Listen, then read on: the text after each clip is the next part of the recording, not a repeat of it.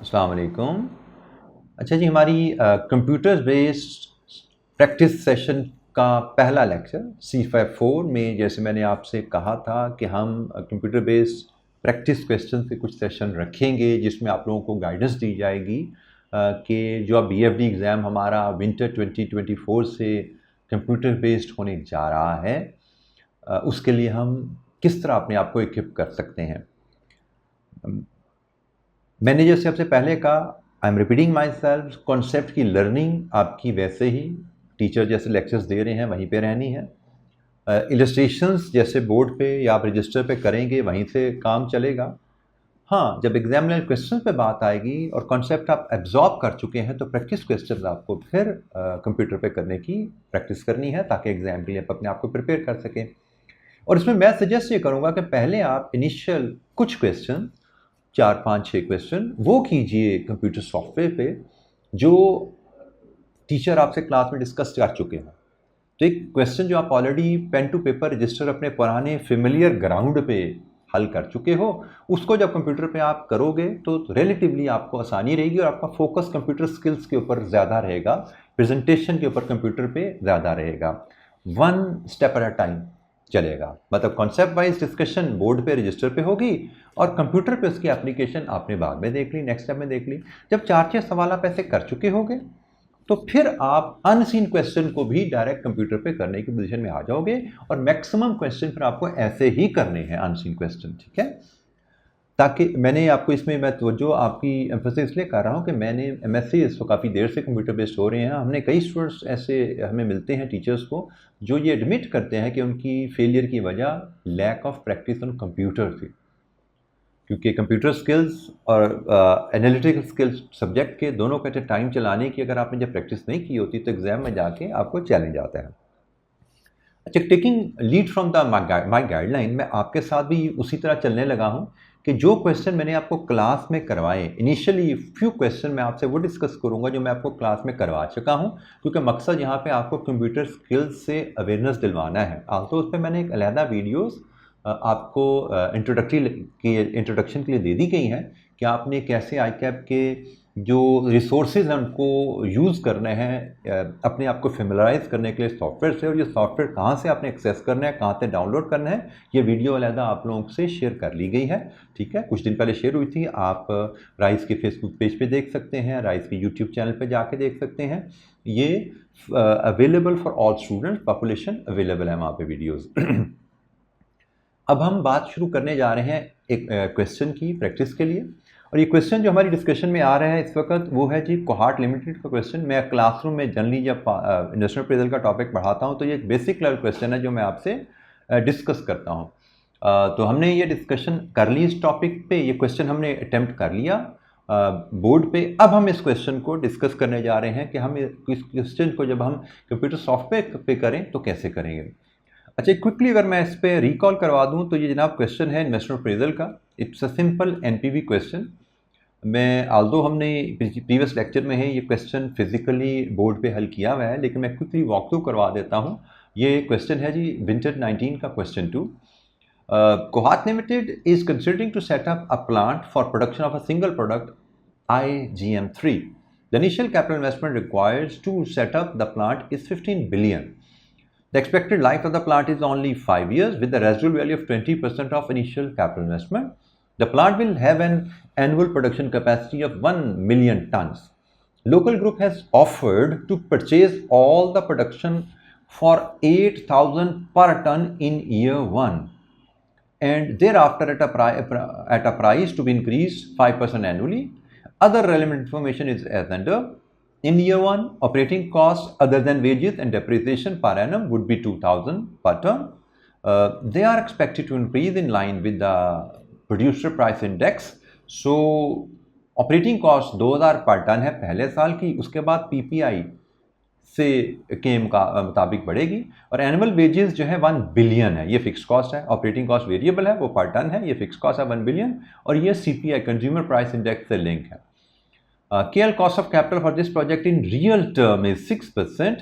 General inflation is 11%. The tax rate applicable to the company is 30%, and tax is payable in the same year.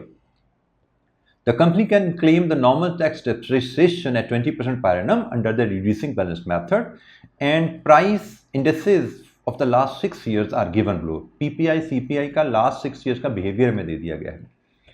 हमसे कहा कि बताइए project feasible है या नहीं है। तो भाई प्रोजेक्ट फिजिबिलिटी के लिए सबसे पहला बात टूल सेलेक्ट करेंगे। हम प्रोजेक्ट एनपीवी आईआरआर किसी से भी कर सकते हैं, but we if the question does not specify we go for the best tool. हम एनपीवी से करने जा रहे हैं। फिर क्वेश्चन में इन्फ्लेशन आ जाए, रियल और मनी अप्रोच में से हमें चूज करना पड़ता है, and we are going for the nominal approach because company is paying taxes and there are more than one inflation rate involve. In fact there are 3 inflation rates given in the question, एक PPI, एक CPI और एक general inflation. सो हमें जनाब nominal approach से इस question को हल करना है। क्वेश्चन बड़ा स्ट्रेट फॉरवर्ड है, सिंपल है, और हमने जिस तरह बोर्ड पे सवाल को हल किया था हम उसी अंदाज में इस सवाल को अब सॉफ्टवेयर पे हल करने जा रहे हैं। अच्छा, मैं अब आईकैप का चूंकि सॉफ्टवेयर ओपन करने लगा हूँ, नॉर्मली जब मैं क्वेश्चन आपसे कंप्यूटर पे डिस्कस करता हूँ इस तरह बोर्ड पे, तो मैं कभी क्वेश्चन और कभी सोल्यूशन आपसे शेयर करता रहता हूँ, लेकिन अब ये क्वेश्चन मैंने आपसे पहले शेयर कर लिया। दोबारा जब मैं एक सोल्यूशन आईकैप सॉफ्टवेयर ओपन कर लूँगा तो फिर मैं ये क्वेश्चन आपको दोबारा दिखा नहीं पाऊंगा, क्योंकि आईकैप सॉफ्टवेयर परमिट नहीं करता हमें विंडो स्विच करने के लिए। ठीक है, तो ये क्वेश्चन अगर आपको ये आपके पास होना चाहिए। किताब में हमारे पास जो एडिशन, मेरे पास का 3rd एडिशन ही लेटेस्ट अवेलेबल है मार्केट में, तो उसी का पेज 75 पे ये क्वेश्चन अवेलेबल है। ठीक है, तो पेज 75 मेरे पास अवेलेबल है। During the discussion of the question मैं अभी इसको रेफर यहाँ से कर रहा हूँ, क्योंकि जो सॉफ्टवेयर है, वैसे तो आईकैप सॉफ्टवेयर में क्वेश्चन विंडो में आ रहा होता है, बट ये क्वेश्चन उस सॉफ्टवेयर में मैं इनकॉर्पोरेट नहीं कर सकता। ठीक है, ये क्वेश्चन मैं विंडो वही यूज़ करने लगा हूँ जो आईकैप की है, लेकिन क्वेश्चन मैं अपना वहाँ पे सॉल्व करूँगा। अच्छा जी, अब हम चलते हैं आईकैप के सॉफ्टवेयर की तरफ, कि हम जो आईकैप का एग्जामिनेशन का जो सॉफ्टवेयर है उसको हम ओपन करते हैं।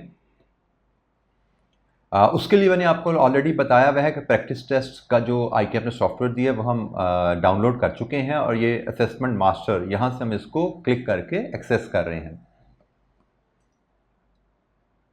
इसका लॉगिन पासवर्ड भी हमें आईकैप ने लिंक, इसका अगेन मैंने प्रीवियस वीडियो में आपसे शेयर किए थे, वहाँ से मैं इसको हासिल कर चुका हूँ। तो अब हम ये कोहार्ट लिमिटेड का क्वेश्चन इस सॉफ्टवेयर पे इसको अटैम्प्ट करेंगे। हमें जो BFD के लिए स्टूडेंट आईडी दी गई है, दैट इज़ BFD DEMO 1, ये मुझे स्टूडेंट आईडी दी गई है, और मुझे जो पासवर्ड आईकैप ने BFD के लिए दिया है, बल्कि सारे ही एग्ज़ाम के लिए सेम पासवर्ड है, स्टूडेंट आईडी बदलती है, पासवर्ड सबके लिए सेम है, और वो है CFAP $123। उप्स, CFAP $123। लीजिए जी, हम लॉगिन करते हैं और सॉफ्टवेयर अब लोड हो रहा है जी। सॉफ्टवेयर लोड हो गया, ये मेरे सामने इंस्ट्रक्शंस हैं, मैं इनको बाईपास करता हूँ। ये मैं इंस्ट्रक्शन आपसे ऑलरेडी आपके लिए मैं ऑलरेडी डिस्कशन में, ओरिएंटेशन में बता चुका हूँ, सॉफ्टवेयर की ओरिएंटेशन में। फ़िलहाल मैं जाता हूँ नेक्स्ट जो हमारे क्वेश्चन और आंसर का एरिया, उस पर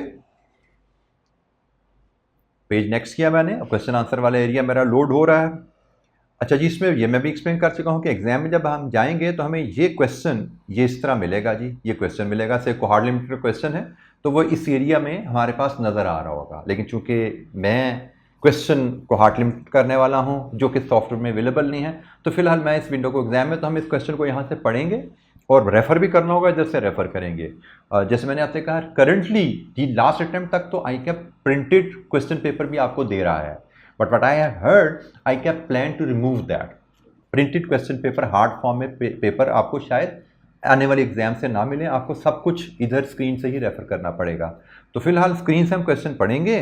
लेट्स अज्यूम कोहार्ट लिमिट का क्वेश्चन हमने स्क्रीन से पढ़ लिया और हमने इसको मिनिमाइज़ कर दिया, और हम अभी पुरानी स्कीम में रहते हैं जी। हम समझे हम अभी समर 24 में बैठे हुए हैं और हमने स्क्रीन से क्वेश्चन तो पढ़ लिया, लेकिन अब हमने इसको मिनिमाइज कर दिया क्योंकि क्वेश्चन हार्ड फॉर्म में मेरे पास अवेलेबल है, मैं वहाँ से रेफ़र करके चलूँगा। अच्छा जी, अब ये पार्ट ए भी तो नहीं है, तो ये मेरे पास उसका जो RTF फॉर्मेट, वर्ड फॉर्मेट होता है वो है, और ये मेरे पास एक्सेल फॉर्मेट है। हम जितनी भी कैलकुलेशंस हैं, टेबुलर वर्किंग है, ideally we will prefer to present them in Excel, और फिर उसको वहाँ से कॉपी पेस्ट हमें वर्ड में करना है। मैं आपको पहले बता चुका हूँ कि एक्सेल में हम जो भी लिखेंगे यहाँ पे वो मार्क नहीं होगा। ये हमारी समझिए आप वर्किंग शीट है, और इसको हमने कॉपी पेस्ट करके अपने इस आरटीएफ में लेके जाना है। तो ये आरटीएफ में जो हमारा डाटा होगा इसने मार्क होना है। हम सवाल नीचे हल करेंगे, वर्किंग नीचे करेंगे, जो कुछ नीचे करेंगे, ऊपर हमने कुछ डिस्क्रिप्शन लिखनी है तो लिख लें, लेकिन जो नीचे वर्किंग है एक्सेल में उसको कॉपी पेस्ट हमने ऊपर करना है, तो ही हमारा सवाल एड्रेस होगा। अच्छा, मेरा सवाल ऐसा है कि इसमें मुझे डिस्क्रिप्शन की जरूरत चाहिए कुछ नहीं, तो मैं सीधा कहानी ही नीचे से शुरू करता हूँ और मैं इवन फिलहाल आरटीएफ को भी ज़रा थोड़ा श्रिंक कर देता हूँ मैं, ताकि मेरे पास ये स्पेस ज़्यादा अवेलेबल हो जाए। तो बिल्कुल हम जैसे सवाल इन्वेस्टमेंट अप्रेजल का करते होते हैं उसी अंदाज में शुरू करते हैं। इनिशियल, अब मेरी स्पीड इतनी नहीं है, आप लोगों की स्पीड मुझसे बहुत ज़्यादा होती है because you use a lot of Excel. तो it's just a matter of 2-3 question, जिसके बाद आप ऐसे ऐसे इस पर फ्लाई करेंगे इसके ऊपर। So initial investment, residual value, net operating cash flows and taxation. Same वही फॉर्मेट जैसे हम सवाल करते हैं वैसे लेकर चल रहे हैं। और आपको पता है कि हमारी इन्वेस्टमेंट होती है ज़ीरो में, और उसके बाद हमारे ईयर्स 5 साल प्रोजेक्ट की लाइफ है। सो 0, 1, 2, 3, 4, 5, ये जी हमारे पास डाटा आ गया। और वैल्यू क्वेश्चन में जो कि रुपीज़ इन मिलियन में है, तो मैं भी इसको रुपीज़ इन मिलियन में ही लेके चलता हूँ। बिल्कुल जैसे हमने सवाल करना सीखा ना बोर्ड पे, वैसे ही हम हल कर रहे हैं, बस टूल हमारा बदल गया। ठीक है जी। टैक्सेशन, इसके बाद हम यहाँ पे नेट कैश फ्लो लेते हैं। अब यहाँ पे हमारे पास आसानी क्या है, मैं बोर्ड पे कराता था, एक एक लाइन छोड़ता था, इधर मसला क्यों नहीं है, एक्सेल है, इंसर्ट कर लेंगे, डिलीट कर लेंगे, कोई इशू नहीं, कट पेस्ट कर लेंगे, कॉपी पेस्ट कर लेंगे, जो जरूरत होगी सारे एक्सेल के फंक्शन, सारे तो नहीं, मतलब काफ़ी फंक्शन हमें जो नॉर्मली चाहिए वो चलेंगे। यहाँ पे हम नेट प्रोजेक्ट कैश फ्लोज आते हैं, फिर हम डिस्काउंट फैक्टर लाएंगे, हमारा जो कॉस्ट ऑफ कैपिटल है उसका, वो हम देख लेंगे क्या है। फिर हम प्रेजेंट वैल्यू कैश फ्लोज को डिस्काउंट फैक्टर से मल्टीप्लाई करें, और फिर net present value and then the decision. ये जी हमारी कहानी है जिसमें हमने चलना है एक्सेप्ट और रिजेक्ट। वन बाय वन चीज़ों को इनकॉर्पोरेट करते चलते हैं जी। स्टार्टिंग पॉइंट हमारा इनिशियल इन्वेस्टमेंट का है, तो हमें बताया गया इनिशियल इन्वेस्टमेंट हमारी है जी कितनी है जी, इनिशियल इन्वेस्टमेंट हमारी 15 बिलियन। तो हम रुपीज़ इन मिलियन में है, तो 15 बिलियन का मतलब 15,000, और ये इन्वेस्टमेंट है नेगेटिव। अच्छा, फिलहाल ये माइनस में फिगर आई, मैं इसको कोमा और ब्रैकेट लगा लूँगा, फॉर्मेटिंग में कर लूँगा। मैं चाहूँ तो अभी कर लूँ, चाहूँ तो बाद में कर लूँ। चले मैं अभी कर लेता हूँ। मैं इसको जैसे हमारे एक्सेल में फॉर्मेटिंग होती है वैसे ही है। मैंने ये सारा एरिया, क्योंकि मुझे वर्किंग भी करनी है, मैंने सारा एरिया सेलेक्ट किया और मैं नंबर्स में गया, मैंने यहाँ पे कोमा, और चूँकि थाउजेंड्स में है रुपीज़, तो मुझे डेसिमल की ज़रूरत नहीं, मैं डेसिमल 0 कर देता हूँ। मैंने 2 डेसिमल दोनों यहाँ से रिमूव कर दिया आई बिलीव। चलिए जी, 15,000 हमारी इन्वेस्टमेंट, यहाँ से कहानी हमारी शुरू होगी। रेजिडुअल वैल्यू हमें बताया गया है जी 20%। अच्छा, अब मैं यहीं पे ही मैं अगर बताना चाहूँ तो मैं इसको यहीं पे ही, अब हमने वैल्यू इंसर्ट करनी है, उसका तरीका ये F2 यहाँ पे काम नहीं करता। एक्सेल में तो F2 काम करता है, यहाँ पे F2 नहीं काम करता है। यहाँ मैं कर्सर लाऊंगा इधर, ये जो मेरी वैल्यू है मैं इधर यहाँ पे ला के चेंज एडिट कर लूँ, या मैं इसको डबल क्लिक कर लूँ, एक ही बात है। मैं इधर लिख सकता हूँ भाई मैंने 15,000 का 20%, ये मुझे बताया गया रेजिडुअल वैल्यू की कैलकुलेशन। तो मैं स्मार्टली वर्किंग यहीं पे प्रेजेंट करके मैं इसके आगे यहाँ पे 3,000 मेरी वैल्यू बनती है, मैंने यहाँ पे डाल दी। ठीक है, तो ये मेरे पास वैल्यूज़ की आ गई रेजिडुअल वैल्यू। अच्छा जी, अब हमने नेट ऑपरेटिंग कैश फ्लोज पे जाना है। नेट ऑपरेटिंग कैश फ्लोज के लिए मैं बनाता हूँ जी वर्किंग 1। वर्किंग 1 मैंने रेफ़र किया, और वर्किंग 1 मैं इसके नीचे यहीं पे ही प्रेजेंट कर लेता हूँ। वर्किंग 1 रो इंसर्ट करनी है या डिलीट करना है, प्लस माइनस करना है, बाद में करते रहेंगे। फिलहाल हम एक्सेल का फ़ायदा उठा रहे हैं और हम इसमें काम करते जा रहे हैं। अच्छा जी, ऑपरेटिंग कैश पर जब जाते हैं तो मेरी जो आइटम्स यहाँ पे मुझे गिवन है, जो मैं देखता हूँ, तो एक रेवेन्यू आना है, एक मेरी ऑपरेटिंग कॉस्ट आनी है, एक मेरी वेजेस की कॉस्ट आनी है। रेवेन्यू, ऑपरेटिंग कॉस्ट और वेजेस, मुझे 3 ही वैल्यूज़ मुझे यहाँ पे नज़र आ रही हैं ऑपरेटिंग कॉस्ट रिलेटेड।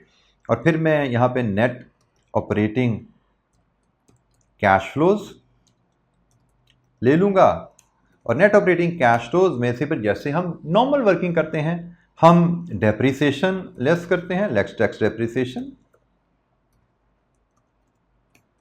और यहां से मुझे मिलता है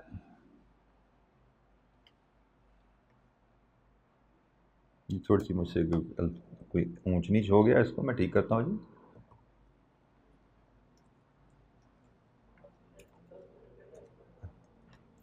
लेस टैक्स डेप्रिसिएशन किया, यहाँ से मुझे टैक्सेबल प्रॉफिट मिल गया, और टैक्सेबल प्रॉफिट्स पे मैं फिर टैक्स कैलकुलेट कर लूँगा जिसका रेट मुझे 30% दिया गया है। ठीक है जी।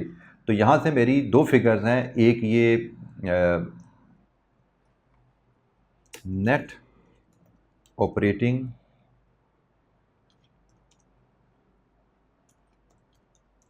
कैश फ्लोज, एक मैंने ये नेट ऑपरेटिंग कैश फ्लोज की फिगर लेके जानी ऊपर, और एक ये टैक्स की फिगर लेके जानी है। मैं इसको बोल्ड भी करना चाहूँ तो कर सकता हूँ। ये दो मेरी फिगर्स हैं जो मैंने ऊपर लेके जानी है। ठीक है जी।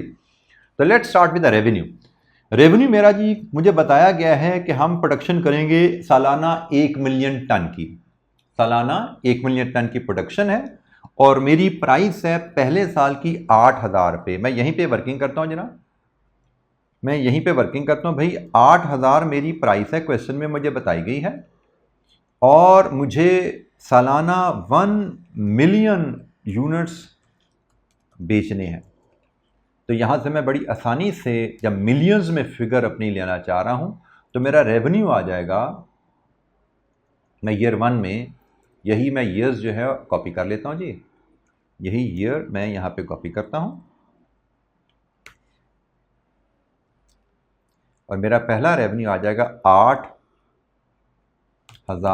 मिलियन। ठीक है जी। अच्छा, इसके बाद मुझे रेवेन्यू में बताया गया कि इन्फ्लेशन मेरी है 5%, सालाना इन्फ्लेशन 5% इन्फ्लेशन की। तो मैं इसके लिए इधर ही यहाँ पे ही इन्फ्लेशन का रेट इनकॉर्पोरेट कर लेता हूँ जी। मेरी यहाँ पे इन्फ्लेशन है 5%, ये जी 5% इन्फ्लेशन। इसका मुझे फॉर्मेट बदलना पड़ेगा क्योंकि अभी कोमा फॉर्मेट लगा हुआ है, आप एक्सेल में फेमिलियर हैं। मैंने ये जी परसेंटेज का फॉर्मेट लगा दिया यहाँ पे। ठीक हो गया जी। अब मैंने इसमें एनुअल ग्रोथ डालनी है, तो ग्रोथ डालने का काम आपको मुझसे बेहतर आता है। इक्वल करें, इसको पिक करें, asterisk multiply into 1 plus 5% inflation. Inflation डालने का तरीका आता है ना, यही है ना, real value into 1 plus i raised to power n. तो यहाँ पे एन इसलिए नहीं कि एक साल आगे जा रहे हैं, इसको मैंने किया जी ऐसे। लेकिन अब आपको एक और इसका फंक्शन आना चाहिए। अब मैं इसको आगे कॉपी करना चाहता हूँ, मैं कॉपी करूँगा टू, ये इस वैल्यू को मैं यहाँ से उठा के आगे अगर कॉपी करता हूँ तो इसमें एक एरर आ जाती है। वो एरर क्या है कि मेरा ये जो सेल है एक सेल आगे गया, C16 से D16 E16 ये भी आगे जाता जा रहा है। आप देखिए ज़रा, यहाँ पे देखिए ये D16 आ रहा है फार्मूला में, यहाँ पे फार्मूला में D16 आ रहा है। अगले फार्मूला में जाएंगे तो E16 आ रहा है। इसका हल क्या होता है कि मैंने जो पहला फार्मूला जिसको मैंने आगे कॉपी करना है, मैं C को लॉक करना चाहता हूँ, तो इससे पहले मैं डॉलर साइन लगा देता हूँ। तो ये जनाब मेरा लॉक हो गया। अब मैं इसको कॉपी करके आगे जाऊँगा तो अब ये हर,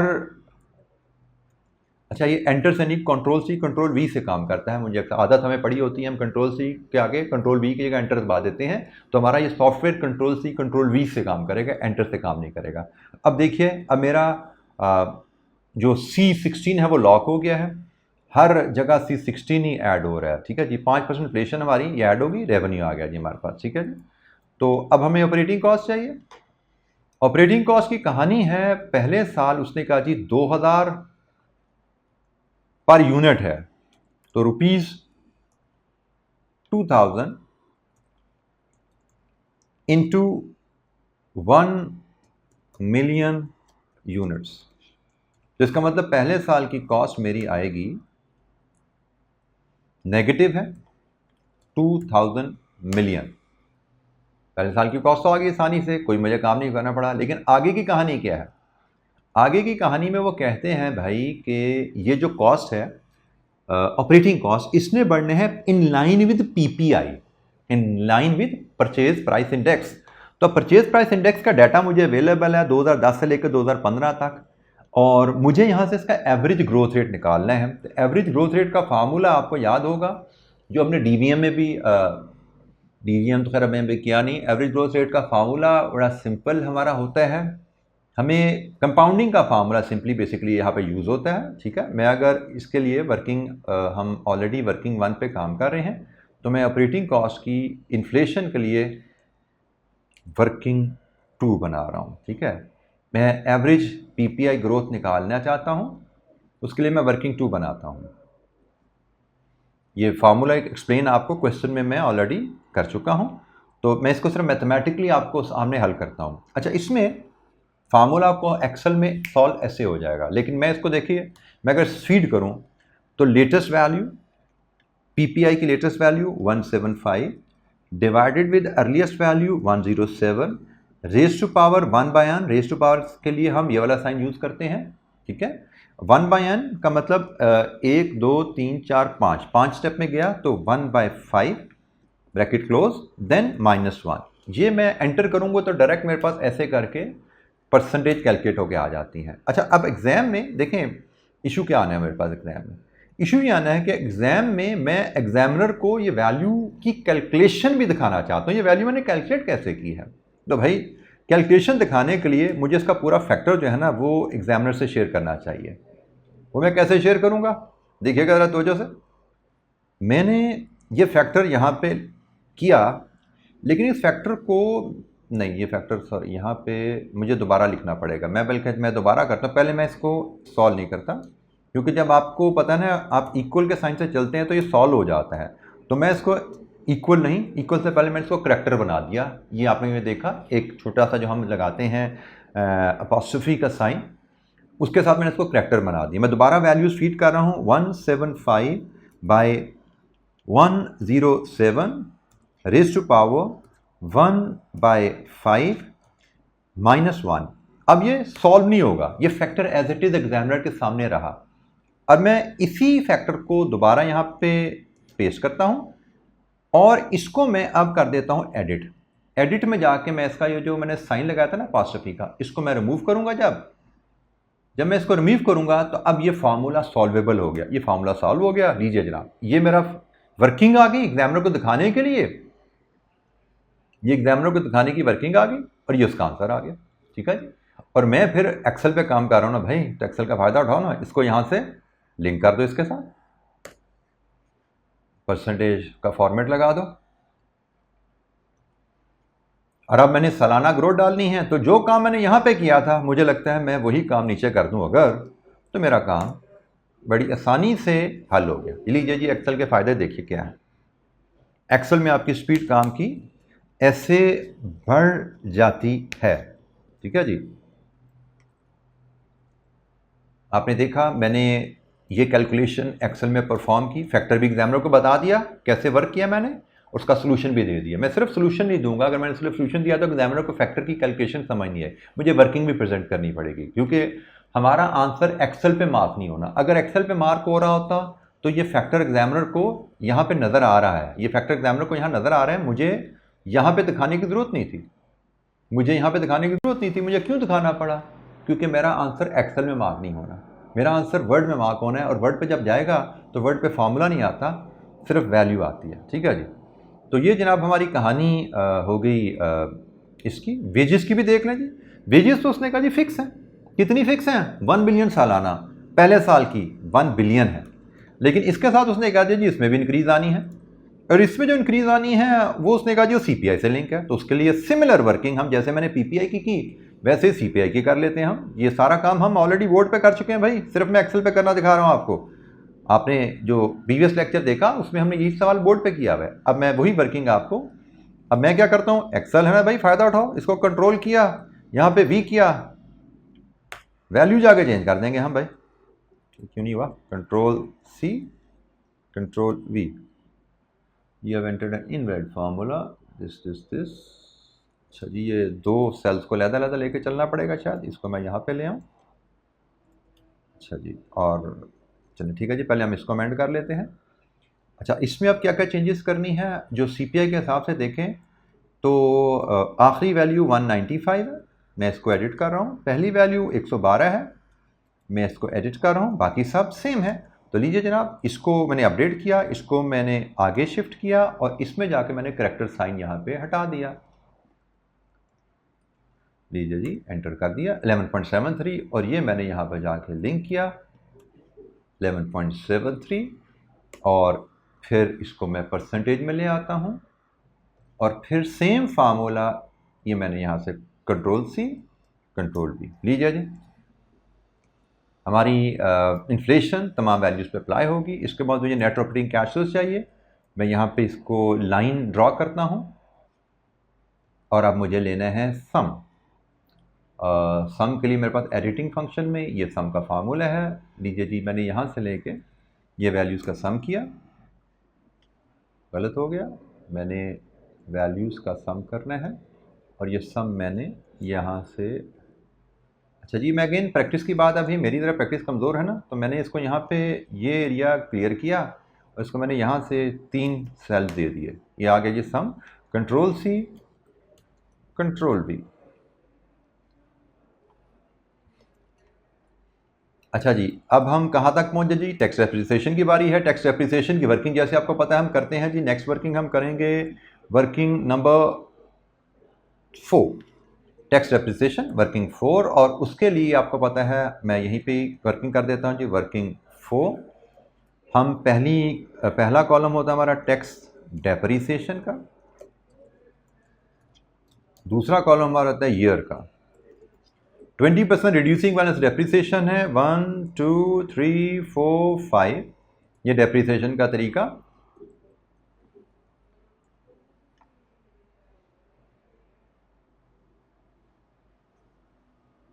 ये 4 क्यों उधर चला गया?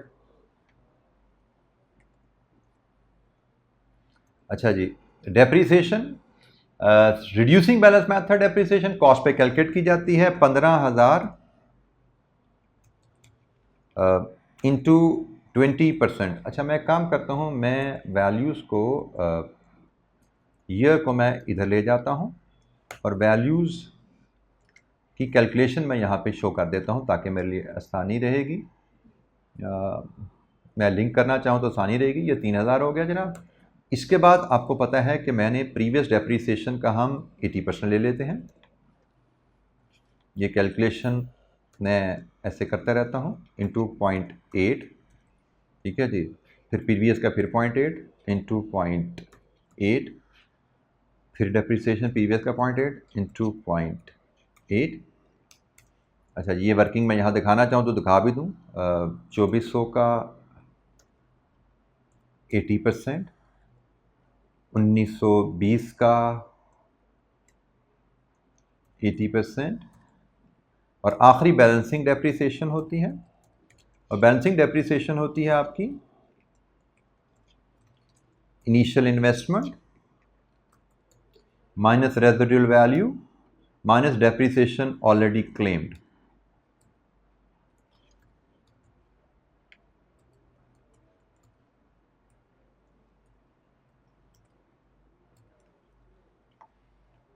इसमें मैं इसको यहाँ से उठा लेता हूँ, काफ़ी बड़ी वर्किंग होगी तो मैं यहाँ से इसको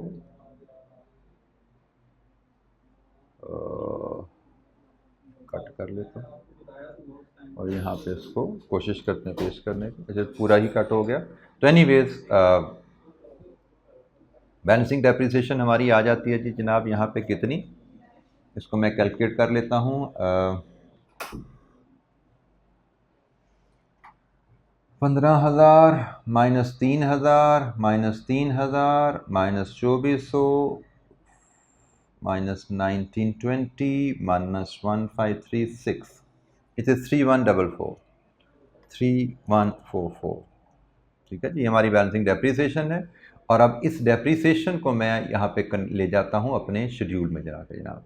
माइनस मुझे करनी है डेप्रिसिएशन, माइनस करनी है जी ये वैल्यू 3,000। अच्छा, ये माइनस से नहीं होता। अच्छा, इसको मुझे हम एक्सेल में तो माइनस से चला लेते हैं, यहाँ पे ऐसे नहीं चलता। यहाँ पे मुझे इक्वल माइनस से चलाना है। इक्वल माइनस 3,000, ये लीजिए जी। Equal minus 2400 second year, equal minus, ये थोड़े से डिफरेंसेस हैं आपको एक्सेल से, जो प्रैक्टिस से ही आप क्लियर होंगे इनमें, ठीक है। Equal minus 1536 and the last value equal minus, मुझे टाइप करने के बजाय मैं लिंक कर रहा हूँ ताकि कोई राउंडिंग ऑफ डिफरेंस है वो भी कहीं अराइज ना हो। ठीक है जी, लीजिए जी, इसके बाद हम क्या करते हैं, इसके बाद मेरा टैक्सेबल प्रॉफिट्स है,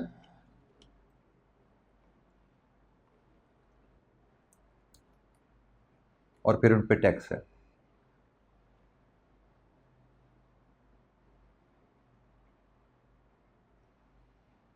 टैक्सेबल प्रॉफिट्स के लिए मुझे अगेन सम करना है, किनका, इन दो वैल्यूज़ का। तो जी इसमें बेदारी बात है, यूज टू होना पड़ता है कि कैसे इसको ऑपरेट करना है। तो उसको ऑपरेट करने के लिए मुझे ये इसको सिलेक्ट किया और यहाँ से मैंने इसकी जगह फिर, ओए होए मैं अभी इतना एक्सपर्ट नहीं हूँ, इसलिए आपको बार बार कहा जा रहा है आपको प्रैक्टिस करनी पड़ेगी, नहीं तो टाइम आपका ज़ाया होगा। जिस तरह मैंने यहाँ पे थोड़ा टाइम ज़ाया किया, पहले इसको हम डिलीट कर देंगे, फिर मैं इसको एरिया को सिलेक्ट करूँगा।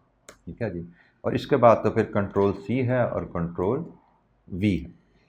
इसके बाद टैक्स चाहिए तो जनाब पिछली वैल्यू का 0.3 30% टैक्स रेट है ना, ये किया, और अगेन फिर कंट्रोल सी है और कंट्रोल वी है, oops, control C and control V. ठीक हो गया जी। अब मैंने यहाँ से पिक करनी है जो वैल्यूज़ ऊपर शेड्यूल में ले जाने के लिए। नेट ऑपरेटिंग कैश फ्लोज मेरा यहाँ से लिंक होगा। अगेन एक्सेल का फ़ायदा, आप लिंक कर सकते हैं फिगर्स को। लीजिए जी, ये मैंने लिंक किया, एक वैल्यू लिंक हुई और बाकी इसी को मैंने फार्मूला को कॉपी कर दिया कि सारी वैल्यूज़ इसी सीक्वेंस में लिंक कर दो। हो गई जनाब। टैक्सेशन इक्वल माइनस,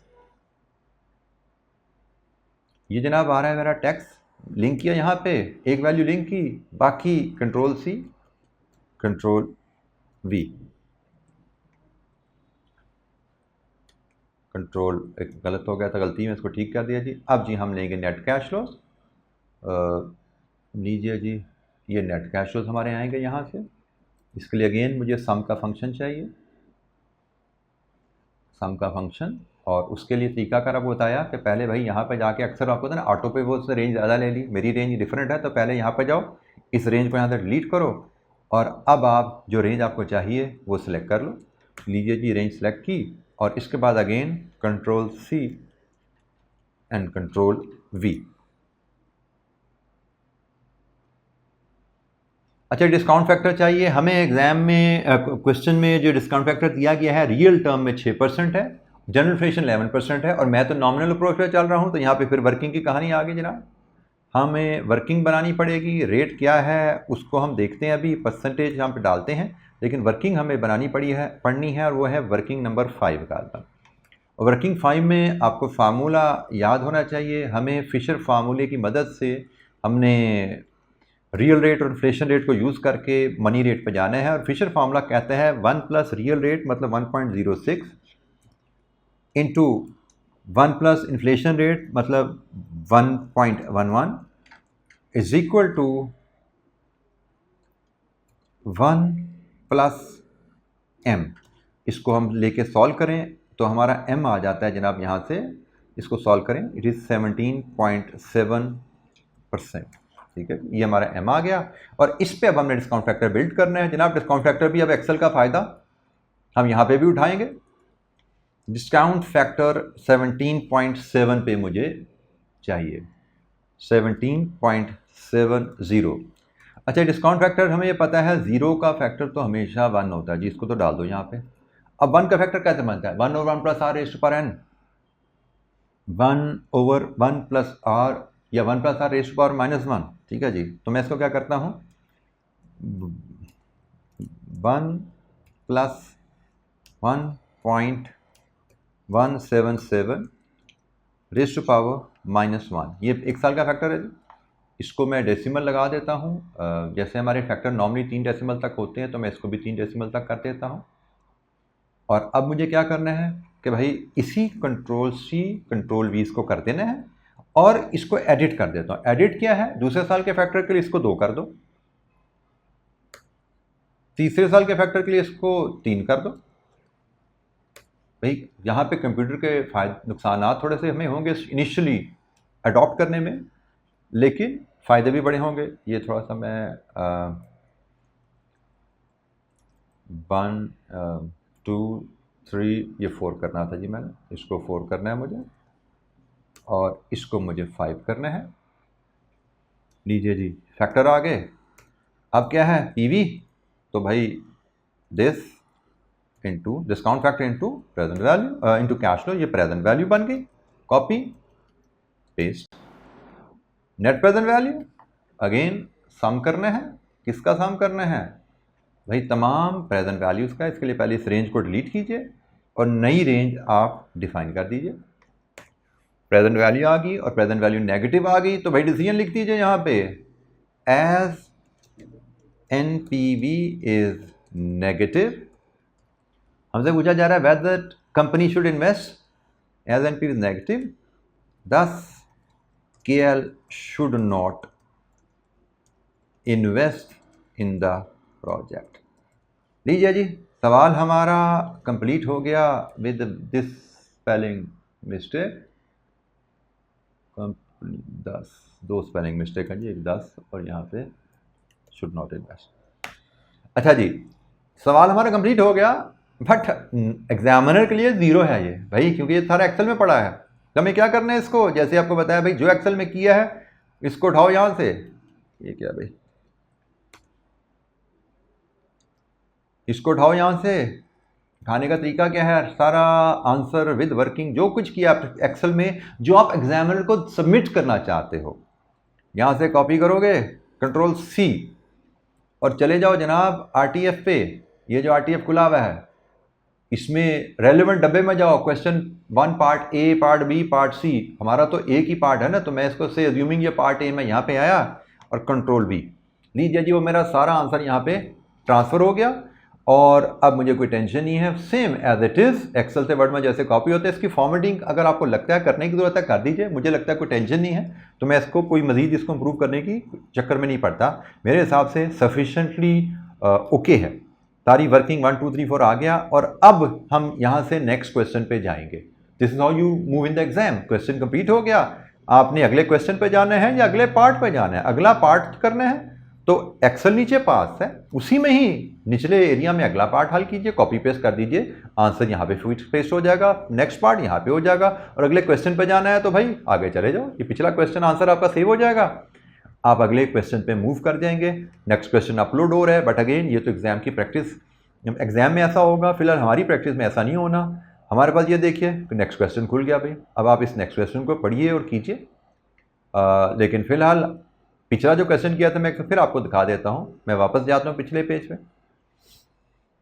तो हमने जो क्वेश्चन अटेम्प्ट कर लिया तो कोहार्ट का, वो इसमें सेव है, आगे जाने से वो कहीं गया नहीं, तो इंशाअल्लाह नज़र आ जाएगा भाई। आ जा, ये लीजिए, ये सवाल हमारा सेव हो गया है। लेकिन मैं फिर रिपीट कर रहा हूँ, एक्सेल में जो चीज़ लिखी हुई है that is not the answer, वो हमारी सिर्फ वर्किंग है। उसमें से हमने रेलेवेंट पोर्शन कॉपी पेस्ट करके ऊपर लेके आने हैं। जो ये मैंने RTF में फीड किया है, ये है जो एरिया मेरा मार्क होना है। एग्जामिनर ने मुझे नंबर इस एरिया पे देने हैं। यहाँ पे कोमे मुझे लगता है होने चाहिए, तो लगाओ तो भी दिल करता, तो वहाँ मैं लगाना भूल गया था, यहाँ पे लगाना चाहूँ लगा लूँ भाई, कोई टेंशन नहीं है, ठीक है। तो मुझे लगता है अच्छा ये नीचे आ गया, इसको मैं कट पेस्ट करके ऊपर कर दूँ तो कर दो भाई, कोई टेंशन नहीं है।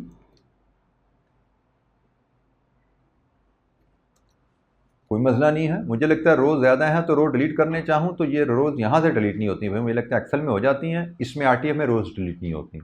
एक्सेल में करना चाहते कर लेते, नहीं किया नहीं किया, कोई इशू नहीं, तो कोई वरी की बात नहीं है जनाब। तो लीजिए जी, this is how we present an answer. I hope कि इससे आपको कुछ ना कुछ रहनुमाई हुई होगी और मैं आपसे रेगुलरली इस तरह के सेशन के साथ मिलता रहूँगा। और ये सेशन हमारे पोर्टल में भी प्लग इन होते रहेंगे और इनिशियल कुछ वीडियोस में जनरल पॉपुलेशन की वेलफेयर के लिए यूट्यूब पे भी अवेलेबल होती रहेंगी इंशाअल्लाह, ठीक है जी। तो आई होप ये सेशन आपके लिए यूज़फुल रहेगा और आपको जैसे मैंने गाइडलाइन दी उसके मुताबिक आप अगर आप प्रैक्टिस करेंगे इंशाअल्लाह तो you will definitely gain benefit. Thank you very much. अस्सलाम वालेकुम।